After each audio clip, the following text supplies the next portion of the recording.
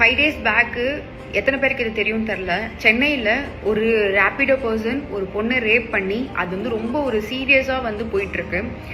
அது முடிகிறதுக்குள்ள நேற்று கோயம்புத்தூரில் ஒரு பையனும் ஒரு பொண்ணும் அவங்க ஃப்ரெண்டு வெளியில் போயிருக்காங்க. அந்த பையனை அடிச்சு போட்டு ஒரு பொண்ணை வந்து ரேப் பண்ணிட்டாங்க. அது ரொம்ப இன்னும் சென்சிட்டிவாக போயிட்டுருக்கு. ஸோ இந்த இடத்துல நான் ஸ்டே சேஃப் அப்படின்னு நான் சொல்லவே வரவே இல்லை. பிகாஸ் அந்த வார்த்தைக்கு வந்து அர்த்தம் தெரிஞ்சிருந்தா இன்னைக்கு இந்த மாதிரி விஷயம்லாம் வந்து நடந்திருக்காது.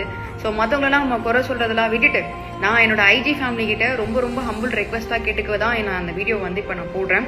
என்னன்னு பார்த்தீங்கன்னா, நம்ம வீட்டில் இருக்கிற பொண்ணு இண்டிபெண்ட்டாக வெளியில் ஒரு இடத்துல ட்ராவல் பண்ணுறா, அதுவும் எஸ்பெஷலி நைட்டில் ட்ராவல் பண்ணுறா அப்படின்னா தயவு செஞ்சு அவள் போயிட்டாளா, ரீச் ஆயிட்டாளா, இருக்காளா, சேஃப்டியா, அவளை மானிட்டர் பண்ணுங்க. நம்ம தான் நம்ம வீட்டு பொண்ணுங்களை பார்த்துக்க முடியும். ஒரு பேட் டச் நம்ம உடம்புல நடந்துட்டாலே ஒரு பொண்ணால மறக்க முடியாது. ஏன்னா ஆஸ் ஏ விமனா நான் சொல்றேன், எனக்கு நடந்திருக்கு அந்த மாதிரி பேட் டச். அது மறக்கிறதுக்கே வந்து ரொம்ப ரொம்ப ரொம்ப ரொம்ப நான் கஷ்டப்பட்டிருக்கேன். இந்த ரேப்பெல்லாம் வந்து கோத்ரூ பண்ணி அவங்க லைஃப்பை திரும்பி ரீஸ்டார்ட் பண்ணி போகணும் அப்படின்னா நினைச்சு பார்க்கறதுக்கு எனக்கே ஒரு மாதிரி ரொம்ப பதட்டமா இருக்கு.